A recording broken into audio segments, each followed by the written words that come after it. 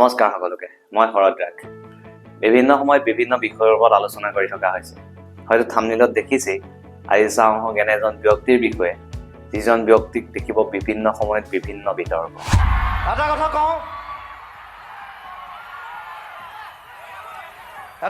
মই একদম চিধা মানুহ মোৰ কোনো ঘেণ্টা মই কাকো খাতিৰ নকৰোঁ আৰু প্ৰায়ে দেখিব দৰিদ্ৰজনক সহায়ৰ হাত আগবঢ়োৱা প্ৰায়ে দেখিব বিপদৰ সময়ত অসমৰ ৰাইজৰ বাবে ৰাজপথলৈ ওলাই অহা বন্যাত্যৰ বাবে ওলাই আহিল জুবিন গাৰ্গ মহানগৰীৰ ৰাজপথত জুবিনৰ নেতৃত্বত সৰ্বসাধাৰণ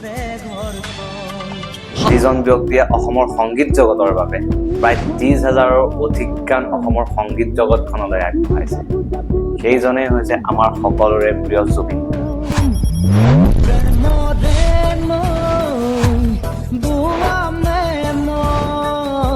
যিজন ব্যক্তিৰ নামত হ'বলৈ গৈ আছে এখন সাংস্কৃতিক বিশ্ববিদ্যালয় অসমত স্থাপন হ'ব জুবিন গাৰ্গৰ নামত সাংস্কৃতিক বিশ্ববিদ্যালয় সঁচাই ই আমাৰ বাবে এটা গৌৰৱৰ বাতৰি আৰু এইখিনিতে আপোনালোকক কওঁ যে আপোনালোকৰ বাবে এটা প্লেলিষ্ট বনোৱা হৈছে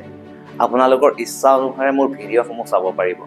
যদি মোৰ ভিডিঅ'সমূহ চাই ভাল লাগে তেনেহ'লে আশা কৰোঁ চেনেলটো ছাবস্ক্ৰাইব কৰিব জুবিন গাৰ্গ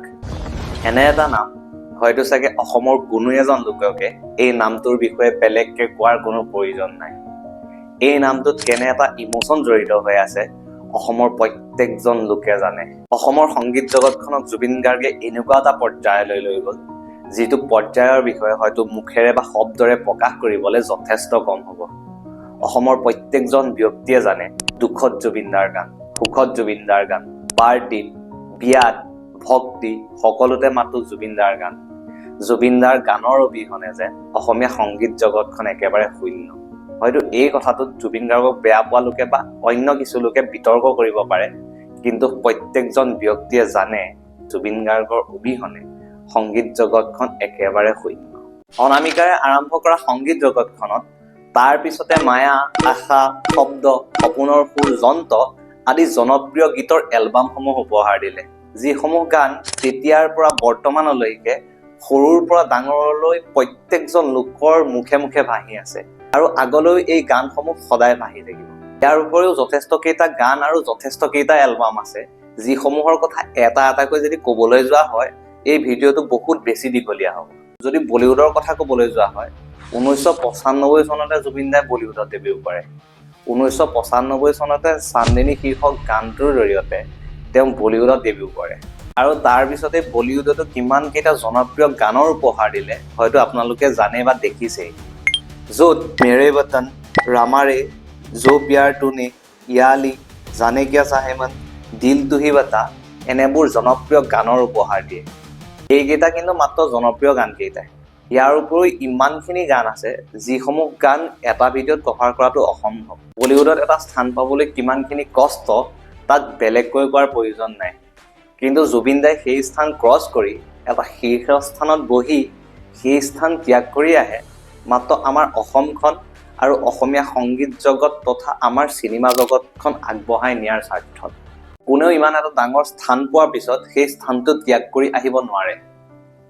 কিন্তু অসমৰ দুই এক লোকে জুবিন দাই কৰা ইমানখিনি কষ্ট আৰু পৰিশ্ৰম আৰু অসমীয়া সংগীত জগতখনৰ কাৰণে দিয়া ইমানখিনি সংগীতৰ উপহাৰক নেদেখি তেওঁলোকে দেখে দুই এটা গানত সুৰ টানিব নোৱাৰা দুই এটা ষ্টেজ প্ৰগ্ৰেম আৰু দুই এটা ষ্টেজ প্ৰগ্ৰেম দেখি তেওঁলোকে জাজ কৰে সংগীতৰ মহাৰথীজনক তাৰপিছত তেওঁলোকে সামাজিক মাধ্যমত এখন দীঘল ৰচনা লেখে কিছু আকৌ জুবিন দাই কোৱা কিছুমান সৰু কথাত বহলভাৱে ব্যাখ্যা কৰি ডাঙৰ কণ্ট্ৰভাৰ্চিৰ মাজলৈ লৈ যায় কণ্ট্ৰভাৰ্চিসমূহ কৰাৰ আগত জুবিন দাই অসমীয়া সাংস্কৃতিক জগতখনলৈ দিয়া অৱদানসমূহ চাই লওক তাৰপিছত ফেচবুক তথা সামাজিক মাধ্যমসমূহত ডাঙৰ ৰচনাসমূহ লিখিব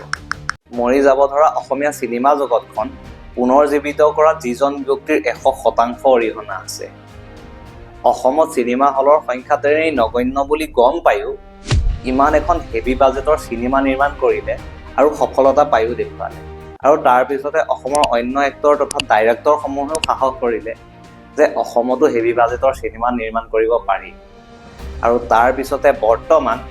দেখিছেই অসমীয়া চিনেমা জগতখন অলপ হ'লেও আগবাঢ়িবলৈ ধৰিছে আমাৰ অসমখনতে হওক বা ভাৰতবৰ্ষখনতে হওক দেখা যায় যে জীৱিত অৱস্থাত খুব কম সংখ্যক ব্যক্তিহে উপযুক্ত সন্মানটো পায় আৰু দেখা যায় বিভিন্ন সময়ত জুবিন গাৰ্গকো সামাজিক মাধ্যমক ভাৰতৰত্ন দিয়াৰ বিষয়ে আলোচনা কৰা হয়। আমিও আৰু অসমৰ প্ৰত্যেকজন ব্যক্তিয়ে বিচাৰে যে জুবিন গাৰ্গেও সেই উপযুক্ত সন্মানটো পাওক আৰু এইকণ সময়তে জুবিন গাৰ্গৰ নামত এখন সাংস্কৃতিক বিশ্ববিদ্যালয় খোলা বাতৰিটো মই ভাবোঁ আটাইতকৈ এটা ডাঙৰ বাতৰি, যিটো বাতৰিয়ে জুবিন দাকে আৱেগিক কৰি তোলে। অসমত স্থাপন হ'ব জুবিন গাৰ্গৰ নামত সাংস্কৃতিক বিশ্ববিদ্যালয়। গীত পৰিৱেশনৰ মাজতেই আৱেগিক Zubeen Garg. I love you a lot. কি হেল্প কৰিব পাৰোঁ মই নাজানো, বাট যেতিয়াই লাগে মই থাকিম। অসমত কোনো এক্টৰ বা কোনো ছিংগাৰেই নাই যিমানখিনি গুণ জুবিন দাৰ গাত আছে। কিয়নো ভাবক, এটা বাদ্যযন্ত্ৰ বজাবৰ বাবে কিমানখিনি শিকিব বা কিমানখিনি তপস্যাৰ প্ৰয়োজন, কিন্তু জুবিন দাই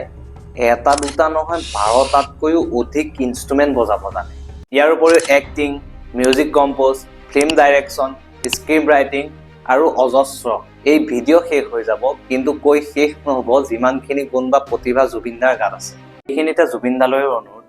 যিবোৰ বস্তু সেৱনে আপোনাৰ স্বাস্থ্যত প্ৰভাৱ পেলায়, যিসমূহ বস্তু সেৱনৰ বাবে অসমৰ 2-1 লোকে আপোনাক কথা শুনায়, সেইসমূহ বস্তুৰ পৰা দাদা সদায় বিৰত থাকক। আমি আপোনাক কথা কোৱাৰ 1% নালাগে, 0.1%ৰো যোগ্যতা নাই,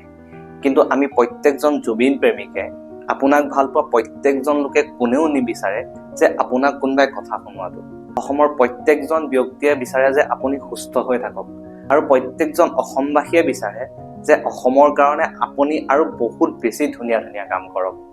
সমগ্ৰ ভাৰত তথা অসমৰ সাংস্কৃতিক জগতখনলৈ জুবিন গাৰ্গে যিমানখিনি সোণালী অৱদান আগবঢ়াইছে, হয়তো তাৰ হিচাপ নাই। আমি প্ৰত্যেকজন অসমবাসীয়ে গৌৰৱ কৰিব লাগে যে এনে এক প্ৰতিভা, এনে এক সমাজকৰ্মী, এনে এক প্ৰকৃতিপ্ৰেমী, এনে এজন এক্টৰ, এনে এজন গায়ক বা যি বুলিয়ে নকয়, এনে এজন ব্যক্তি আমাৰ অসমত জন্ম হয়। সৰু সৰু কথাতে কণ্ট্ৰভাৰ্চি নকৰি জীয়াই থকা অৱস্থাত সন্মান কৰিবলৈ শিকক। ক'ৰবাত যদি কওঁতে ভুল হৈছে যাতে ক্ষমা কৰি দিয়ে। সকলোলৈ মৰম আৰু ধন্যবাদ। জয় আই অসম।